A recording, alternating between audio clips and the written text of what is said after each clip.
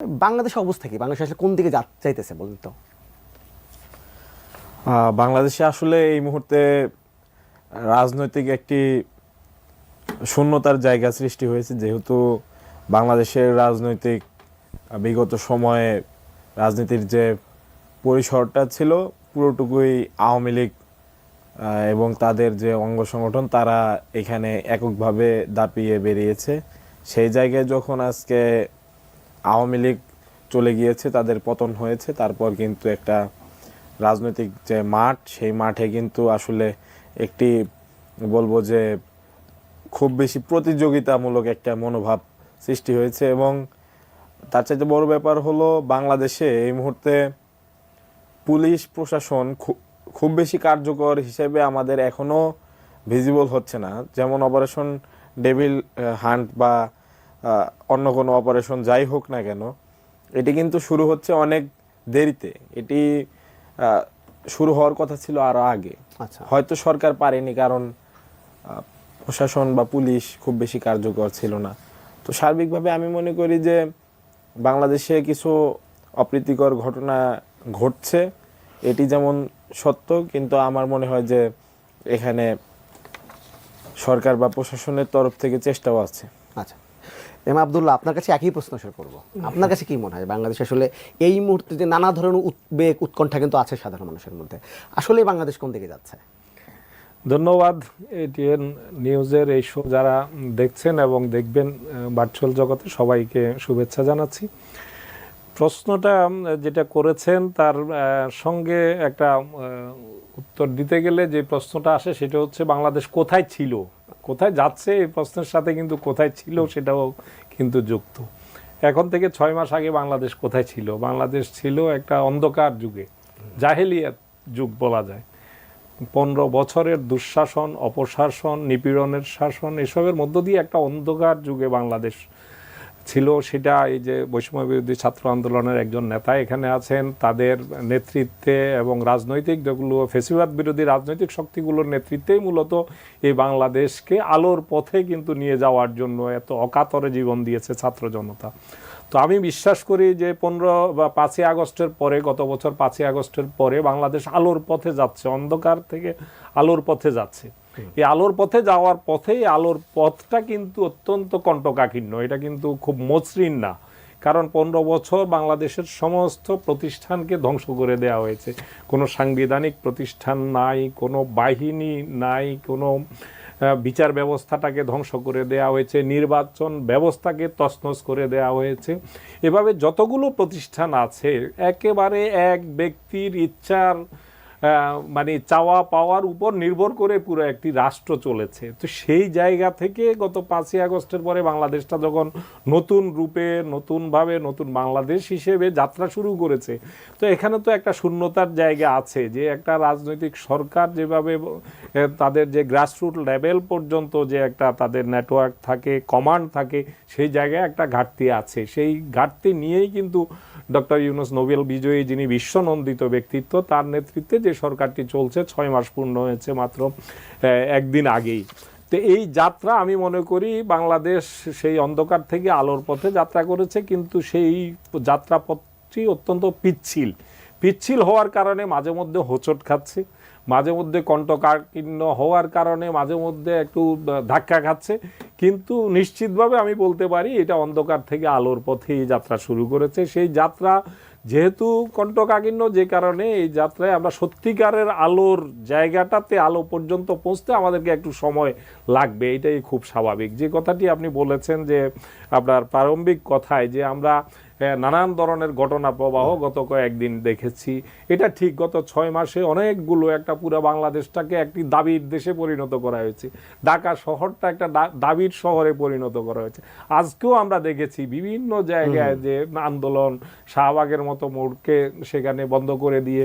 কিন্তু মানে দুঃখের বিষয় যে আপনিও একজন গণমাধ্যম কর্মী, এখানে বৈষম্য বিরোধী আন্দোলনের নেতা আছেন, আমরা কিন্তু এই যে দাবিগুলো নিয়ে নামছে, এদেরকে কিন্তু গত 15 বছরে এভাবে এই দাবিগুলো আমরা সামনে আমাদের যতটা মনে পড়ে আমাদের কি স্মরণ করতে পারছি না, আমি জানি না আমার স্মৃতির কোনো দুর্বলতা আছে কিনা, কিন্তু স্মরণ করতে পারছি না এইভাবে এ পর্যন্ত কিন্তু 150-র বেশি মুভমেন্ট গত 6 মাসে হয়েছে।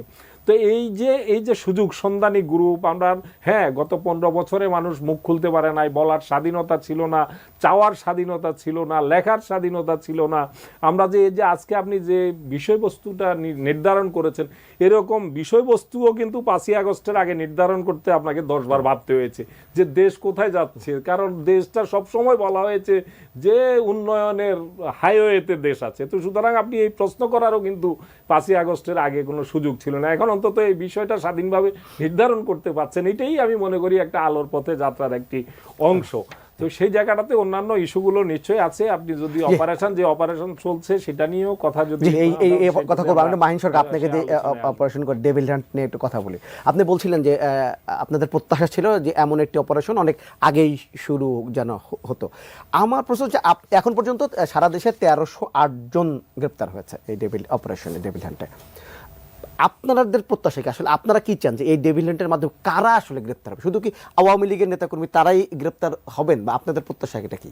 না, এখানে আওয়ামী লীগের নেতাকর্মী যারা এই গণহত্যা এবং আমাদের এই যৌক্তিক দাবি দেওয়াকে একেবারে স্তীমিত করে দেওয়ার জন্য যত রকমের প্রয়াস যারা করেছে তারা গ্রেপ্তারের আওতায় আসবে। এবং একই সাথে বিভিন্ন রাজনৈতিক বা অরাজনৈতিক পক্ষের যারা বিভিন্ন চাঁদাবাজি, টেন্ডারবাজি, বিভিন্ন জায়গায় নানাভাবে মানুষের দুর্ভোগ সৃষ্টি করছেন, তাদের প্রতিও ব্যবস্থা নেওয়া হবে, এটাই আমাদের প্রত্যাশা। এবং আমি মনে করি যে ঠিক প্রশাসনিক এই যে কঠোরতা, এই কঠোরতা আসলে এই স্টেপটি নেওয়া হয়েছে অনেক দেরিতে। সে কারণে হয়তো পুলিশ প্রশাসন যে গ্রেপ্তার করছে, সেখানে পুলিশ বিগত সময়ে আমরা দেখেছি যে তারা কিভাবে আইন প্রয়োগকারী সংস্থা হয়েও তারা কিন্তু আইন সঠিকভাবে প্রয়োগ করতো না। সেক্ষেত্রে স্বরাষ্ট্র উপদেষ্টার আমি দৃষ্টি আকর্ষণ করব এই কারণে যে যদি এখানে গ্রেফতারের নামে সাধারণ মানুষ এখানে ভুক্তভোগী হয়, তাহলে কিন্তু এই অপারেশন ডেভিল হান্ট কিন্তু আসলে খুব বেশি সফলতার মুখ দেখবে না। তো সেই জায়গা থেকে যারা আইন প্রয়োগকারী সংস্থা আছে এবং বিশেষত স্বরাষ্ট্রমন্ত্রী, স্বরাষ্ট্র উপদেষ্টা, ওনার নিজের তদারকি করতে হবে নিয়মিত যে এখানে কোনোভাবে সাধারণ মানুষ এফেক্টেড হচ্ছে কিনা। এবং এখন পর্যন্ত আমরা যতটুকু জানি যে এখন পর্যন্ত এই গ্রেফতার অভিযান এটি সঠিক পথেই আছে, কিন্তু আমরা শুধু গ্রেফতারের মাধ্যমে এটি সমাপ্ত করতে চাই না। আমরা মনে করি সরকারের উচিত এই যারা গণহত্যাকারী এবং একই সাথে 5 আগস্টের পরবর্তী সময়ে যারা পূর্বের ন্যায় ফ্যাসিস্ট রূপ দেখাচ্ছে, তাদেরকে বিচারের আওতায় আনতে হবে এবং সঠিক বিচারিক প্রক্রিয়ায় তাদের সাজা নিশ্চিত করতে হবে। তাহলে আমরা যে নতুন বাংলাদেশের স্বপ্ন দেখছি সেটি আলোর মুখ দেখবে বলে আমরা মনে করি। না, গতকাল গাজীপুরে যে সমাবেশটা আপনাদের হয়েছিল সেখান থেকে বলা হচ্ছিল যে একদিন সময় নিয়ে দেখা হবে যে ডেভিল হান্ট অপারেশনটি কতটা সফল হচ্ছে বা কতটা প্রত্যাশা মেটেছে, তারপরে আসলে বৈষম্য বিরোধী ছাত্র আন্দোলন আবার নতুন করে হয়তো কর্মসূচি দিবে। এখন পর্যন্ত কি যা হচ্ছে আপনি সন্তুষ্ট? আমরা এখন পর্যন্ত সেরকম বড় ধরনের কোনো অভিযোগ আমাদের কাছে আসেনি যে কোথাও গণগ্রেফতার চলেছে বা নির্দোষ ব্যক্তিদেরকে আটক করা হয়েছে বা হচ্ছে। তো সেই জায়গা থেকে আমরা মনে করি যে এই কার্যক্রম, যেহেতু বাংলাদেশ সেনাবাহিনী এই মুহূর্তে ম্যাজিস্ট্রেসি পাওয়ার হোল্ড করে, সেই জায়গা থেকে বাংলাদেশ সেনাবাহিনী, পুলিশ বাহিনী প্রত্যেকের যৌথ একটি সমন্বয়ে তারা অভিযান যদি পরিচালনা করে, তবে অবশ্যই যারা প্রকৃত অপরাধী তাদেরকে গ্রেপ্তার করা সম্ভব বলে মনে করি এবং আমরা আমাদের জায়গা থেকে এখন পর্যন্ত সন্তুষ্ট। আজকে স্বরাষ্ট্র উপদেষ্টা বলেছেন যে যতক্ষণ না পর্যন্ত সব ডেভিল গ্রেপ্তার হবে ততক্ষণ পর্যন্ত এই অপারেশন চলবে। আপনার কাছে মনে হবে, আপনারা কি চান, কতদিন পর্যন্ত এই অপারেশন চলবে? এটি তো আসলে আমাদের পক্ষে নির্দিষ্ট করে দেওয়া মুশকিল। এখানে তো আমরা সংখ্যাও নির্ধারণ করে দিতে পারি না, দিনও নির্ধারণ করে দিতে পারি না। এটি নির্ধারণ করার বিষয় মূলত রাষ্ট্রের। আমরা দাবি করেছি যে বাংলাদেশে আস্তে আস্তে কিছু পক্ষ আছে যারা আসলে ফ্যাসিবাদের দোসর, তারা অবশ্যই বাংলাদেশকে নৈরাজ্যকর পরিস্থিতির দিকে নিয়ে যেতে চায়। সেই জায়গা থেকে তাদেরকে দ্রুততম সময়ের মধ্যে আইনের আওতায় আনতে হবে, সেই জায়গা থেকে আমরা দাবি করেছি। আপনারা দেখেছেন যে 2 দিন আগে হাতিয়াতে, নোয়াখালীর হাতিয়া এবং ঢাকার সাভারে কিন্তু অনাকাঙ্ক্ষিত ঘটনা ঘটেছে এবং গাজীপুরে সরাসরি হামলার ঘটনা ঘটেছে। তো এইরকম ঘটনা কিন্তু আস্তে আস্তে বাড়তে থাকবে। কেন?